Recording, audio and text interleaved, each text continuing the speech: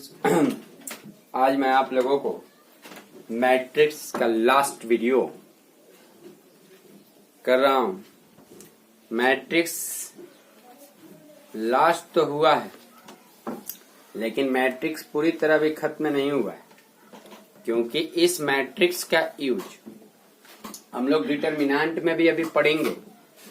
जैसे adjoint of matrix, linear system के अंदर में जो भी क्वेश्चंस होंगे उसको मैट्रिक्स और डिटरमिनेंट के तहत ही हम लोग बनाएंगे। प्रॉपर्टीज ऑफ एडजॉइंट्स ऑफ मैट्रिक्स, तो ये मैट्रिक्स का ही पोर्शन आता है, लेकिन इसको जानने के लिए पहले डिटरमिनेंट जानना जरूरी होता है, और डिटरमिनेंट जानना जरूरी होता है, इसलिए हम इसको डिटरमिनेंट के अंदर में ही बताएंगे। एनसीईआरटी के व्यू से आपका मैट्रिक्स के अंदर इतना ही पोर्शन है। जो इनवर्स हम निकाले एलिमेंट्री के द्वारा वो मैट्रिक्स में से निकाले, और डिटरमिनेंट के मदद से भी इनवर्स निकालना सीखेंगे। यानी एक बार इनवर्स हम लोग फिर से पढ़ेंगे। तो आइए इस लेक्चर में भी मैं आप लोगों को क्वेश्चन करता हूं, क्योंकि थ्योरी ऑफ मैट्रिक्स का एडजॉइंट को छोड़ने के बावजूद जो भी है टॉपिक मैट्रिक्स का कुछ भी नहीं है। तो मैं सबसे पहले आपको मिसलेनियस बता रहा था, तो मिसलेनियस में कुछ क्वेश्चन 2 4 5 और करता हूं, कुछ अलग से क्वेश्चन करता हूं। आज के वीडियो में क्वेश्चन नहीं चलेंगे, आज का भी वीडियो में। तो आइए क्वेश्चंस देखते हैं। मिसलेनियस का 12 नंबर क्वेश्चन, और सब तो इजी है, जैसे वैसे ही बनेगा। कुछ तो बता दे भी, 5 6 क्वेश्चन 7 क्वेश्चन बताए भी थे, और सब उसी तरह का है, उसको आप लोग बना लीजिएगा। देखिए मिसलेनियस भी बनाना है। अगर मिसलेनियस आप लोग नहीं बनाइएगा तो काम नहीं चलेगा, क्योंकि मैथ्स की क्वेश्चंस कुछ भी हो उससे पहले समझे और उसके थ्योरी को समझे और उस पर क्वेश्चन यूज करे बनाने में। मैं बना दूं और आप उतार ले, इससे कोई काम नहीं चलेगा। तो आइए क्वेश्चन नंबर 12 में आते हैं। देखिए क्वेश्चन है कि ए एंड बी जो है स्क्वायर मैट्रिक्स है। शॉर्टकट में मैं लिख रहा हूं क्वेश्चन, आप लोग आगे लिखिएगा। स्क्वायर मैट्रिसेज है, और ये भी बोल रहा है कि ऑर्डर सेम है। कह रहा है कि ए बी बराबर बी, ये दिया हुआ है। अच्छा, तो ये कह रहा है कि प्रूव कीजिए कि ए बी, टू प्रूव करना है ए बी के पावर एन बराबर बी के पावर एन इंटू ए, और दूसरा जो प्रूव है वो है ए बी के पावर एन बराबर ए के पावर एन न बी के पावर एन। मतलब मेरा दूसरा प्रूफ ये है, ए और बी स्क्वायर मैट्रिक्स दिया हुआ है, ए बी बराबर बी ए दिया है। प्रूफ मुझे ये करना है और ये करना है। प्रिंसिपल ऑफ मैथमेटिकल इंडक्शन से मैं केवल ये बताऊंगा, ये आप अपने आप प्रूफ कीजिएगा। क्लियर बात है। प्रिंसिपल ऑफ मैथमेटिकल इंडक्शन के लिए मैंने सबसे पहले माना कि लेट, जो भी स्टेटमेंट को आप ए बी एन बराबर बी के ये मान लिए। अब यहाँ पर पहल का स्टेप मेरा होता है कि एन का मान 1 रखते हैं, और एन के मान 1 रखने के बाद देखते हैं कि एलएचएस और आरएचएस बराबर आ रहा है कि नहीं। तो लिखिए यहाँ पर फॉर एन बराबर 1, ठीक है। एलएचएस जो हो जाएगा P1 एन का, ठीक है। क्या होगा जी, ए बी के पावर 1 माने ए बी। और अगर आरएचएस का बात करेंगे तो बी एन, और ये तो केवल सिंपल सा मल्टीप्लिकेटिव प्रॉपर्टी के नाम जानते हैं, ठीक है। मल्टीप्लिकेटिव का प्रॉपर्टी के तहत आ रहा है। तो ए बी बराबर बी ए तो मेरा दिया भी हुआ है, गिवन है ए बी बराबर बी ए। ए बी बराबर बी ए गिवन है, ए बी बराबर बी ए गिवन है। सो एलएचएस का जो मान हुआ आरएचएस के बराबर आया, और जब एलएचएस और आरएचएस बराबर आया तो it is true for n बराबर 1। अब जबरदस्ती क्या कहेंगे, let it will be true for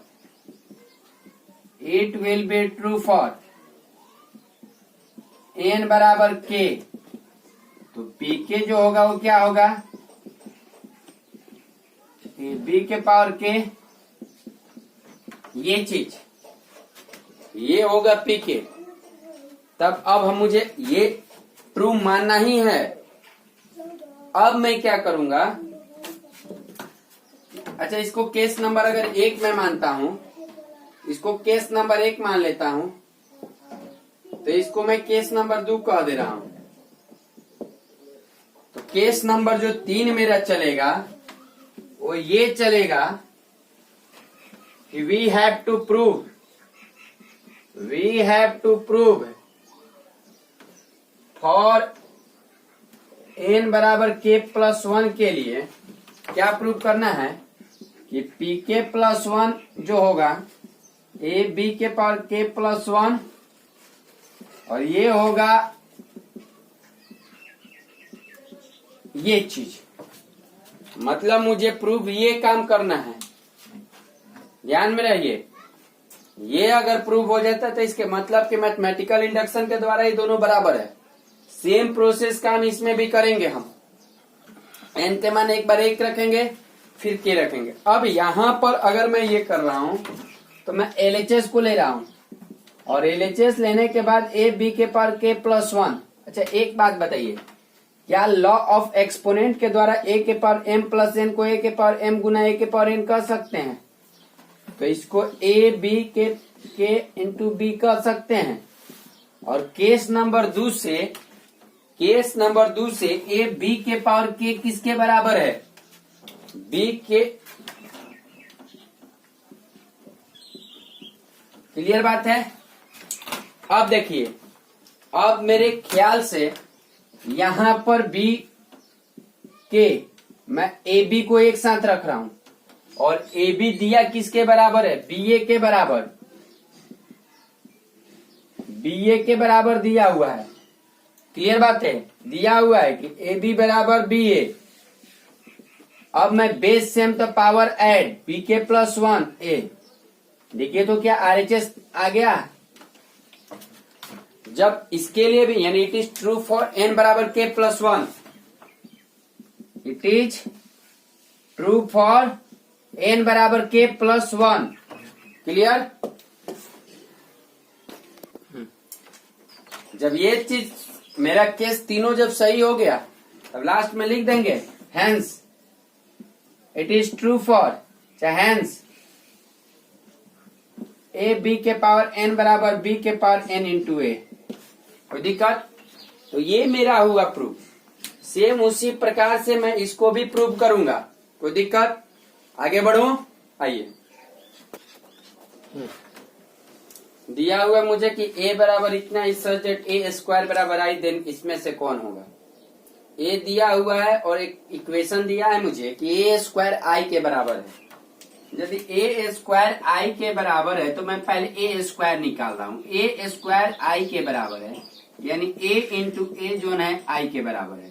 तो ए दिया है मुझे alpha beta gamma minus alpha, alpha beta gamma minus alpha बराबर क्या दिया? आई।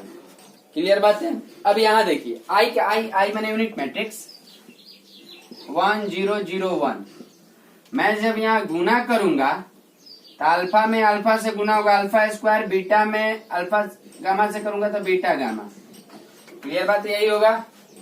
फिर अल्फा में बीटा से करूंगा तो अल्फा बीटा, बीटा में माइनस अल्फा से तो माइनस अल्फा बीटा, गामा में अल्फा से तो अल्फा गामा, फिर माइनस अल्फा गामा। यहां beta gamma minus minus plus alpha square 1 0 0 1। ये कट गया, ये कट गया, ये कट गया, मैंने 0 0 बचा। ये दोनों मैट्रिक्स आपस में बराबर होंगे। कब? जब इनका कॉरस्पॉन्डिंग एलिमेंट बराबर है। मतलब ये 1 के बराबर और ये भी 1 के बराबर। लेकिन ये दोनों चीज तो एक ही है, तो केवल एक बार ही लिखेंगे तो काम चल जाएगा। अगर ये दोनों चीज अलग अलग होता तो मुझे इसको भी 1 के बराबर अलग से लिखना पड़ता और इसको भी 1 के बराबर अलग से लिखना पड़ता। लेकिन ये दोनों तो इक्वेशन चीज एक ही है। तो मैं क्या करता हूं कि alpha square plus beta gamma is equal to 1। जब मैं सबको उधर भेजा तो 1 minus alpha square minus beta gamma is equal to क्या बच गया 0। देखिए तो इसमें कौन सा ऑप्शन है, तो ऑप्शन नंबर सी। कोई दिक्कत, बढ़े आगे ना। करे कि if a matrix is both symmetric and skew symmetric, then करे कि एक मैट्रिक्स सिमेट्रिक भी और स्क्यू सिमेट्रिक भी है, तब वो मैट्रिक्स क्या होगा। तो याद रखिए, एकदम रट लीजिए इसको कि भाई एक जीरो ही ऐसा मैट्रिक्स है जो सिमेट्रिक भी होगा और स्क्यू सिमेट्रिक भी होगा। क्लियर बात समझ में आया। तो सिंपल सा बिना कुछ सोचे और बिना कुछ समझे मैं यही कहूंगा कि ए इज ए जीरो मैट्रिक्स, क्योंकि जीरो को छोड़कर कोई ऐसा संख्या नहीं है -2 + 2 के बराबर नहीं हो सकता। और सिमेट्रिक और स्क्यू सिमेट्रिक यही कहता है, ठीक है। लेकिन एक जीरो ऐसा संख्या है कि जीरो लिखिए चाहे -0 तो कभी होता नहीं ना, +0 ना -0। तो माइनस भी लगाइएगा तो जीरो ही लिखिएगा, प्लस भी लगाइएगा तो जीरो ही लिखिएगा। तो एक ऐसा जीरो मैट्रिक्स ही मैट्रिक्स है जो सिमेट्रिक भी है और स्क्यू सिमेट्रिक भी है, यानी दोनों का दोनों है। क्लियर, आगे बढ़े, आइए देखिए। करे कि ए स्क्वायर मैट्रिक्स है इस तरह से कि ए स्क्वायर बराबर ए, तो वो किसके बराबर होगा, यही ना। एक काम करता हूं मैं जब a प्लस बी का क्यूब उसका करूंगा, देखिए यहाँ पर ये ऑब्जेक्टिव नंबर 13, 14, 15, ये ऑब्जेक्टिव के लिए आप लोग को ध्यान रहना चाहिए। जब मैं a प्लस बी का क्यूब करूंगा i + a के पावर 3 - 7a, तो जब मैं ये काम कर रहा हूं तो आप लोगों को ये समझ लीजिए कि i के power 3 a cube plus b cube plus 3a square b plus 3ab square -7a। अब एक बात ये ध्यान रखिए, आई यूनिट मैट्रिक्स को कितना बार भी गुना कीजिएगा वह यूनिट मैट्रिक्स नहीं होगा। लेकिन रुकिए, मुझे ए क्यू आ रहा है, ए क्यू के बारे में मैं क्या कहूंगा कि जैसे ए क्यू जो है ए क्यू होगा ए स्क्वायर गुना ए के बराबर। क्लियर बात है। और ए स्क्वायर जो बराबर है वो किसके बराबर है, ए के, ए गुना ए, यानी फिर ये ए स्क्वायर माने ये किसके बराबर हो गया, ए। ठीक है, तो ए क्यू ए के बराबर है, तो आई को कितना बार भी गुना कीजिएगा यूनिट मैट्रिक्स ही होगा। ये ए के बराबर, आई को कितना बार भी गुना कीजिएगा आई यूनिट मैट्रिक्स। यूनिट मैट्रिक्स में किसी मैट्रिक्स में गुना कीजिएगा वो मैट्रिक्स खुद होगा। ए स्क्वायर किसके बराबर है, ए के, ए में आई से गुना कीजिएगा वो मैट्रिक्स खुद ही होगा। देखिए जी, 3 3 6 1 7, 7 ए में से -7 ए गया 0, यानी जो आपका रिजल्ट आया वो क्या आया, आई। क्लियर बात है। तो ये क्या है, आई। तो इसके साथ आपका मिसलिनियस खत्म होता है। एक और क्वेश्चन इसमें का मैं बताता हूं और इसके बाद मैं मिसलिनियस को खत्म कर रहा हूं। ए मैट्रिक्स दिया हुआ है, मुझे इसको जीरो मैट्रिक्स के बराबर प्रूव करना है और इसी को इस्तेमाल करके मुझे ए के पावर 4 निकालना है। इसका मतलब ए के पावर 4 निकालने के लिए इसको 4 में गुना नहीं करना है, इसका इस्तेमाल करते हुए क्वेश्चन में दिया हुआ है यूजिंग दिस फाइंड द ए के पावर 4। मैं क्या कर रहा हूं कि सबसे पहले मैं ए स्क्वायर निकाल रहा हूं। ए स्क्वायर का मतलब ए गुना ए, मैं लिख नहीं रहा हूं इस चीज को, आप लोग समझिए अपने से। ए गुना क्या, ए। जब आप इसको गुना कीजिएगा तो 3 में 3 से गुना कीजिएगा 9, और 1 में -1 से गुना कीजिएगा तो -1, फिर 3 में 1 से गुना कीजिएगा 3, 1 में 2 से गुना कीजिएगा 2, -1 में 3 से गुना कीजिएगा -3, 2 में -1 से गुना कीजिएगा -2, फिर -1 में 1 से गुना कीजिएगा -1, फिर 2 में 2 से गुना कीजिएगा 4, यहां से 9 में से गया 8, 3 2 5, -3 -2 -5, 4 में से गया 3। यानी ए स्क्वायर जो आया आपका 8 5 माइनस 5 3 आया। अब मैं इसको नल मैट्रिक्स प्रूव करना है तो मैं एलएचएस ले रहा हूं, और एलएचएस लेने के बाद मैं ए square minus 5a plus 7i लिख रहा हूं। ए स्क्वायर माने 8 5 माइनस 5 3 माइनस 5, ए का मतलब 3 1 माइनस 1 2 7 1 0 0 1। ठीक है। अब यहां देखिए ये बात कि मैं यहां पर 8 5 माइनस 5 3 कह रहा हूं, और यहां पर मैं 35 15 5 कहीं 5 माइनस 5 5 दूनी 10 प्लस 7 कहीं 7 0 0 7। एक बात समझिए, ये दोनों मैट्रिक्स के बीच में प्लस का चिन्ह लगा हुआ है। मैं डायरेक्ट थोड़ा करने का कोशिश कर रहा हूं। तो 8 है 7 15, क्लियर बात। 5 है ये 0 है 5 होगा, माइनस 5 प्लस 0 माइनस 5 होगा, 3 प्लस 7 10 होगा। घटाओ, मैं ये दोनों को केवल जोड़ा हूं, अभी ये वैसे ही बाकी है। ये वाला चीज होगा 15 5 माइनस 5 10।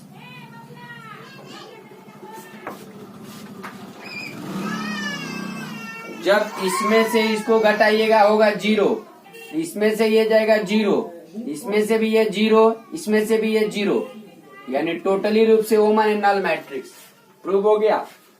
लेकिन मुझे इतना ही नहीं रहने देना है, मुझे a के पावर 4 निकालना है। तो बात मैं स्टेप जो कर रहा हूं देखिएगा।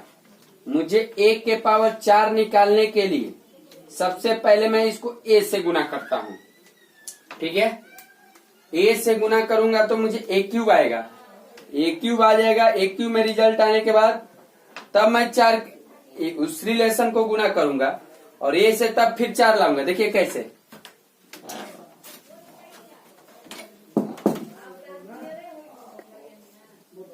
देखिए मुझे a के पावर 4, तो क्या मैं इसमें गुना करूं कि a के पावर 4 आ जाएगा? तो यदि मैं a के पावर 2 से गुना करता हूं तो a के पावर 4 आएगा। लेकिन यदि ये a के पावर 4 आया तो ये a के पावर 3 आएगा। अब मुझे a के पावर 3 तो मालूम नहीं है, a के पावर 2 मालूम है, a मालूम है।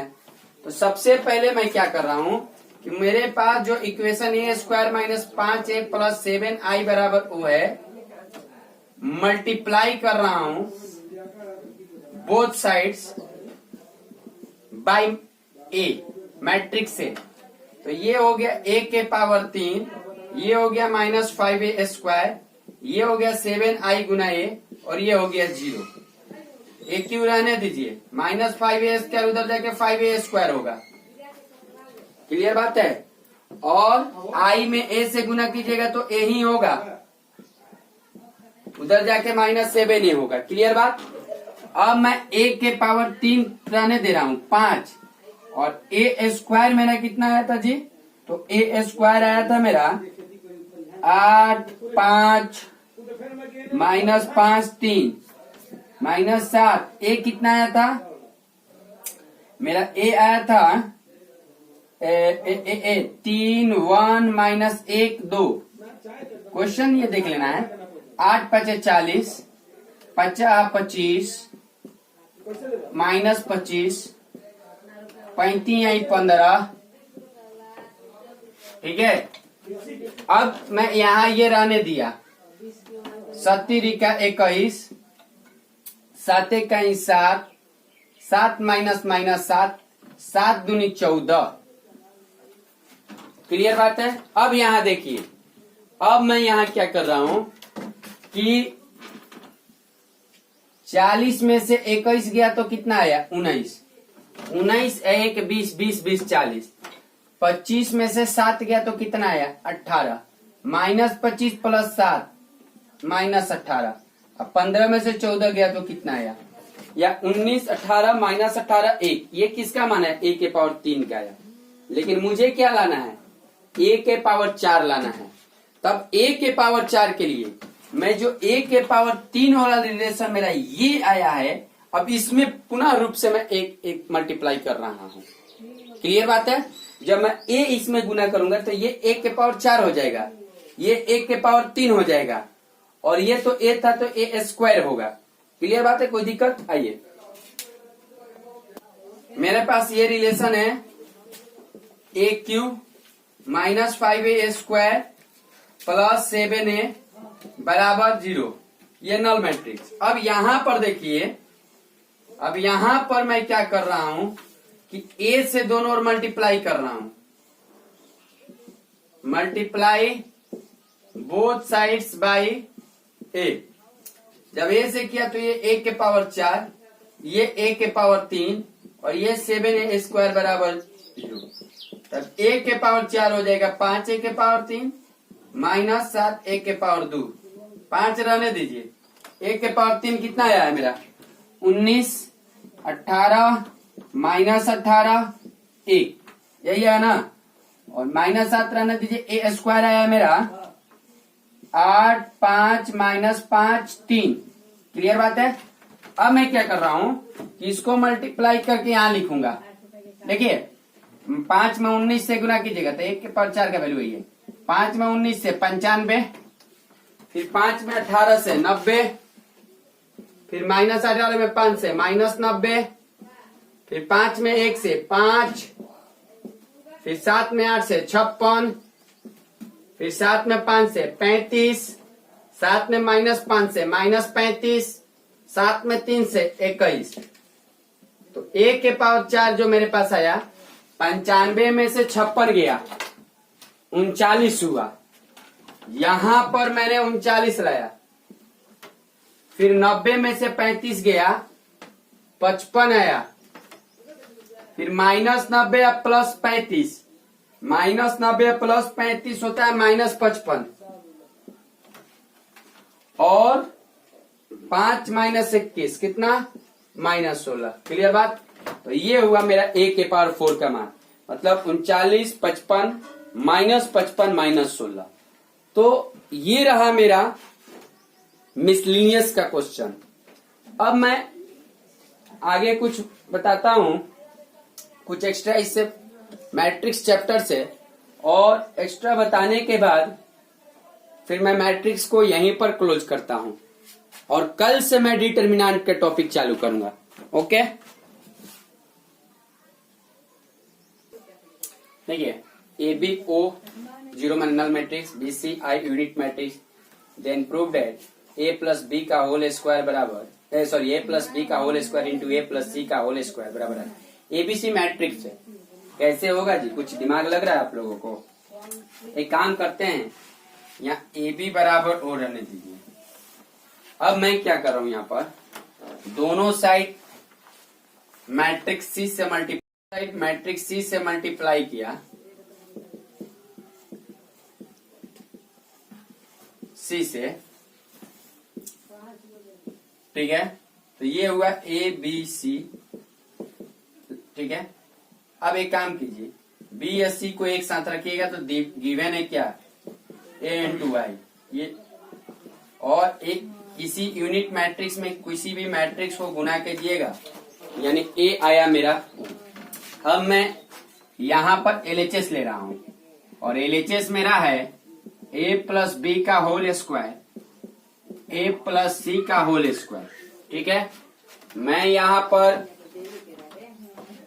डाल रहा हूं नल मैट्रिक्स, ए का मान, क्लियर, ए का मान नल मैट्रिक्स। तो यहाँ आया बी स्क्वायर इंटू सी स्क्वायर, बी इंटू सी। अब मैं ये बीसी को एक साथ रख रहा हूं। जब मैंने बीसी को एक साथ रखा तो क्या कर सकता हूं? आई दिया हुआ है। अब बी में आई से गुना करूंगा तो हो जाएगा कितना? बी, और सी से गुना सी, और बीसी का रिजल्ट मेरा कितना दिया हुआ है जी? आई, यानी प्रूव हो गया बराबर आरएचएस। कोई दिक्कत? तो कहने का मतलब है कि मैट्रिक्स को आप इसी तरह से लेकर क्वेश्चन बनाइएगा। मैं ये सिंगेज बुक से दे रहा हूँ, कुछ और 2 4 5 क्वेश्चन सिंगेज से मैं ले रहा हूँ, जैसे इनवॉलंटरी मैट्रिक्स का था, आइडेम्पोटेंट मैट्रिक्स का था, ठीक है। तो सब मैं वो सब का चर्चा करूंगा, और आप लोगों को इसको ध्यान में रखना है। आइए देखिए जी, कह रहा है कि मैट्रिक्स ए के पास m रो है, n प्लस 5 कॉलम है।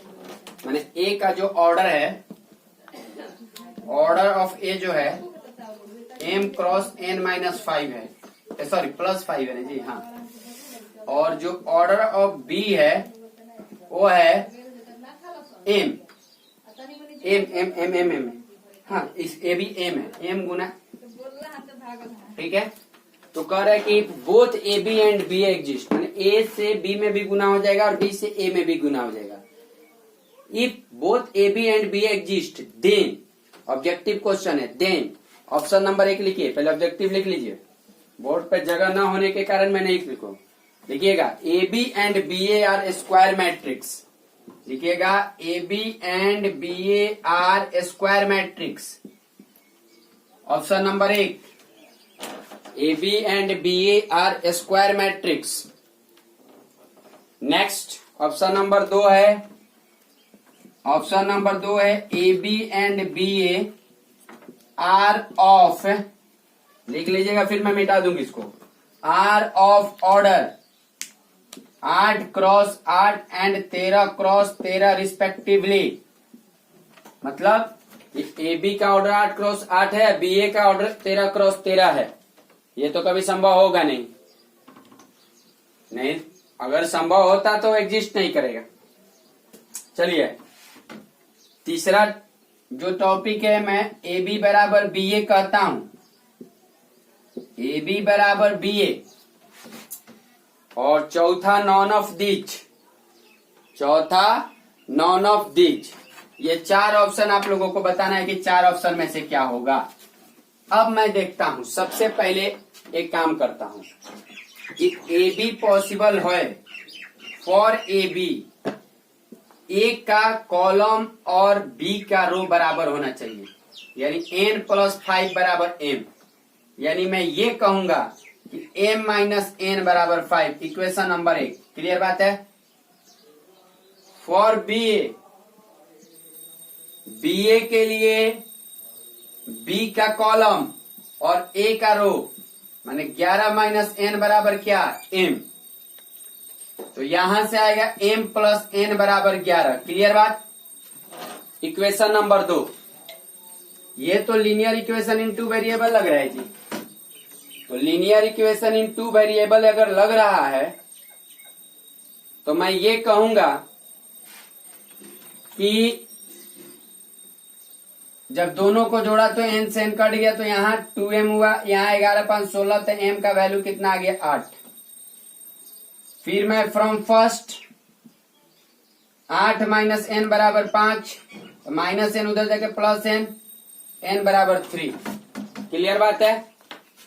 तो कहने का मतलब ये है कि अब अगर आप देखिएगा m का वैल्यू 8 है और n का वैल्यू 3 आया, अगर a का अब ऑर्डर देखिएगा, a का ऑर्डर तो 8 क्रॉस 8 का होगा, और जो b का ऑर्डर देखिएगा, b का जो ऑर्डर देखिएगा तो m का वैल्यू 8 आया है, 11 माइनस n 8, यानी a का भी ऑर्डर 8 क्रॉस 8 और b का भी 8 क्रॉस 8, यानी a भी स्क्वायर मैट्रिक्स है और b भी स्क्वायर मैट्रिक्स है, और दोनों का ऑर्डर भी सेम है, माने दोनों a भी स्क्वायर मैट्रिक्स, b भी स्क्वायर मैट्रिक्स, और दोनों स्क्वायर मैट्रिक्स का ऑर्डर भी सेम।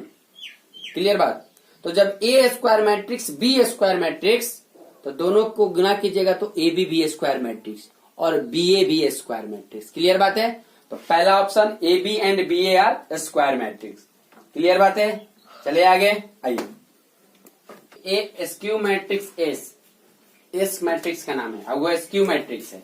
तो यदि सॉल्यूशन, यदि ए स्क्यू मैट्रिक्स है एस, तो एस के ट्रांसपोज किसके बराबर होगा, माइनस एस का। क्लियर बात है। आगे पढ़ते हैं। Satisfies the relation X square plus I बराबर 0, इस रिलेशन को संतुष्ट करता है। Where I is unit matrix, जहां आई यूनिट मैट्रिक्स है। देन एस क्या है, आइडेम्पोटेंट। आइडेम्पोटेंट को थोड़ा एक बार रिवीजन में डाला हूं। आइडेम्पोटेंट के अनुसार एस स्क्वायर बराबर एस होना चाहिए, मैट्रिक्स का स्क्वायर मैट्रिक्स के खुद बराबर। फिर मैं आता हूं ऑर्थोगोनल। ऑर्थोगोनल कहता है कि एस इंटू एस का ट्रांसपोज बराबर आई, मतलब एस और उसका उसका ट्रांसपोज दोनों को मल्टीप्लाई करने के बाद आई होना चाहिए। और तीसरा इनवॉलुंटरी। इनवॉलुंटरी के अनुसार इवन पावर जो होना चाहिए, इवन पावर जो होना चाहिए वो आई के बराबर, और ऑड पावर जो होना चाहिए वो मैट्रिक्स खुद के बराबर। क्लियर बात है सबका केस? None of this. अब चलते हैं देखते हैं। एस स्क्वायर प्लस आई बराबर 0 बाबू, तो एस स्क्वायर का मान कितना आएगा? माइनस आई। एस स्क्वायर को एस इंटू एस बराबर लिख सकते हैं माइनस आई। अब माइनस को रहने दीजिए यहीं, और माइनस यहां ला दिए तो आई। अब माइनस ए किसके बराबर है? ट्रांसपोज के बराबर। अच्छा, ट्रांसपोज का यहाँ साइन जब एक डाल दिए तो टी डालिए ना, तो यह एस इंटू एस टी बराबर आई। कहने का मतलब अब ये केस किसको संतुष्ट कर रहा है? मैट्रिक्स और उसका ट्रांसपोज यूनिट मैट्रिक्स के बराबर किसमें आ रहा है? ऑर्थोगोनल, यानी एस क्या है? ऑर्थोगोनल। क्लियर बात है? ये सिंगेज का क्वेश्चन है, और सिंगेज में अभी बहुत सारे ऐसे क्वेश्चन है जिनको मैट्रिक्स कंप्लीट होगा डिटरमिनेंट के बाद। मैं आईआईटी व्यू के द्वारा अगर आपको पढ़ाता तो उस बैच में, मैंने जो 3 बजे बैच मेरा चलता आईआईटी का, उसमें मैं पहले डिटरमिनेंट को लेता, क्योंकि वहां मेरे पास ये व्यू नहीं रहती कि लड़के ये कर रहे हैं कि एनसीईआरटी बनाने के लिए गड़बड़ाए हुए हैं। मैंने उस डिटरमिनेंट को टच करता। जिस तरह से मैंने 11th में ही डिटरमिनेंट टच किया था स्ट्रेट लाइन में, उसी तरह से इस चैप्टर को भी बनाने के पहले मैं डिटरमिनेंट को टच करता जितना जरूरी था मुझे, और तब उसका यूज हम इसमें करते और हर क्वेश्चन को सॉल्व करते। लेकिन अब डायरेक्ट रूप से ऐसा ना करके मैं कुछ ही क्वेश्चन इस बोर्ड में करूंगा, तो उसको डिटरमिनेंट के दौरान फिर मैं ये सब सिंगेज वाला क्वेश्चन ऐसा लाऊंगा, और जहां डिटरमिनेंट और मैट्रिक्स दोनों के यूज होंगे। क्लियर बात है? आइए नेक्स्ट क्वेश्चन देखते हैं।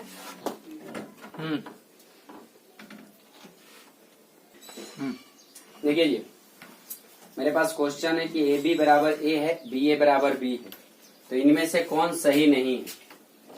कौन सही नहीं है? ठीक है, तो पहला ए इज आइडेम्पोटेंट, दूसरा बी इज आइडेम्पोटेंट, तीसरा ए के ट्रांसपोज इज आइडेम्पोटेंट। तो ए के आइडेम्पोटेंट प्रूव करने का मतलब ए स्क्वायर बराबर ए प्रूव कीजिए, बी के आइडेम्पोटेंट का मतलब बी स्क्वायर बराबर बी प्रूव कीजिए, और ए के आइडेम्पोटेंट का मतलब कि ए का ट्रांसपोज का स्क्वायर बराबर ए का ट्रांसपोज प्रूव कीजिए। मतलब जो भी मैट्रिक्स है उसका स्क्वायर वो खुद मैट्रिक्स आना चाहिए। तो मैं बात ये कहना चाहता हूं कि सबसे पहले मैं ये ले रहा हूं, नंबर 1 लेना कोशिश करूं। नंबर 1 चाहे कोई भी लीजिए। तो ए बी बराबर ए है। मैं इसमें मैट्रिक्स तो 2 ही है, एक ए है एक बी है। एक बार ए गुना करूंगा, एक बार बी गुना करूंगा। यदि मैं इसमें ए गुना करता हूं तो इधर ए स्क्वायर आ जाएगा, और ए स्क्वायर के लिए कोई रिलेशन मुझे नहीं दिया है। लेकिन अगर मैं यही बी गुना करता हूं तो यहां पर बी ए देगा, बी ए देगा। पहले मैं गुना करता हूं तो बी ए देगा, और बी ए देगा तो बी ए का रिलेशन है मेरे पास बी। तो मैं अगर पहले बी गुना कर दे रहा हूं दोनों ओर, देखिए मैं लिख नहीं रहा हूं, दोनों ओर बी मैट्रिक्स बी से गुना करने पर, तो बी ए बी। क्लियर बात है? और ये बी ए जो है, ये बी ए जो है किसके बराबर है?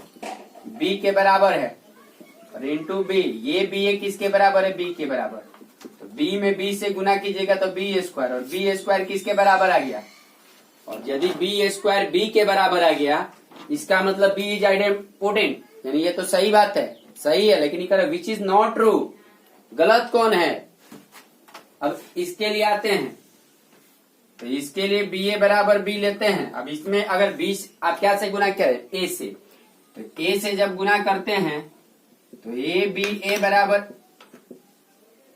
जब ये दोनों ये चीज रिलेशन दिया तो ए बी ए के बराबर है, ए इंटू ए, और ए बी ए के बराबर, यहां से ए स्क्वायर बराबर क्या आ गया ए, यानी ए भी आइडेम्पोटेंट है। अब मैं आता हूं, ये भी सही है, ये भी सही है। ए इज आइडेम्पोटेंट इसके अनुसार, बी इज आइडेम्पोटेंट इसके अनुसार।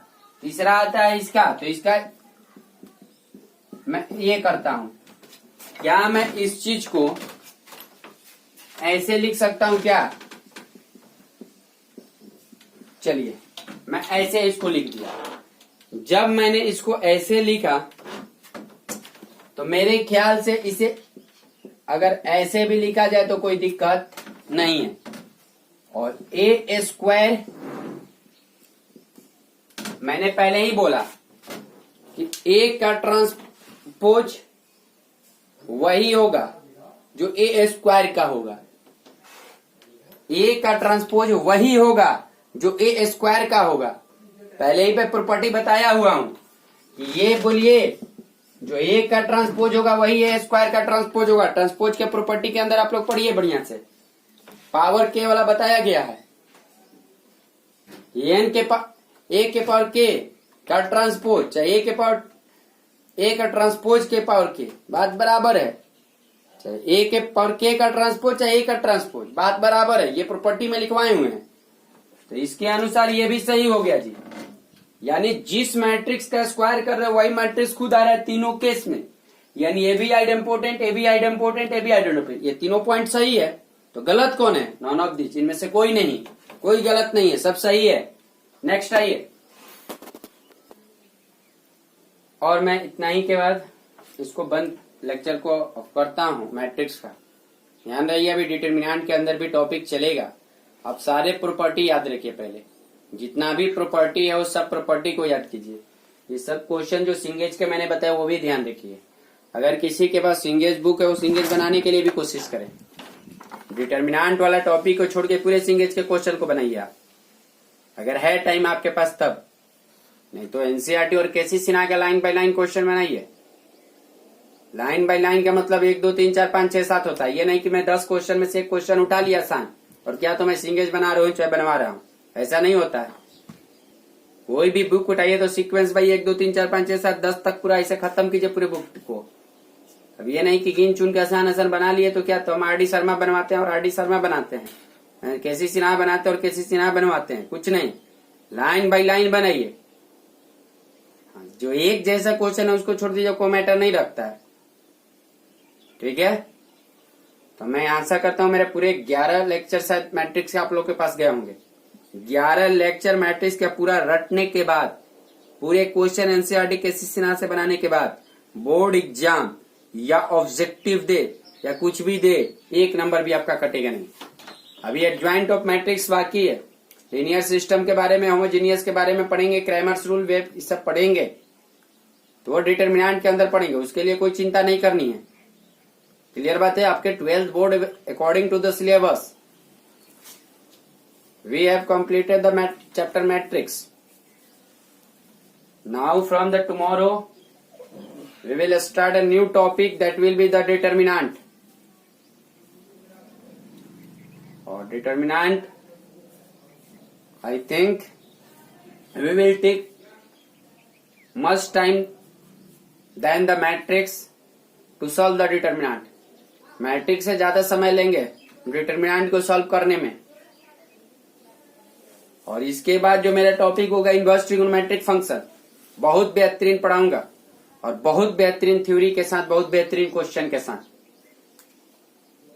आप लोग एक सोचेंगे कि क्या लेवल में पढ़ रहा हूं। जिस लेवल एनसीईआरटी आर.एस. अग्रवाल सोच ही नहीं सकता है वो लेवल में हम लोग पढ़ेंगे। ना कोई पढ़ाने वाला इनवर्स ट्रिगोनोमेट्रिक का वो लेवल तक सोच सकते हैं आराम में, उस लेवल तक इनवर्स ट्रिगोनोमेट्रिक फंक्शन हम पढ़ेंगे। Okay, thank you.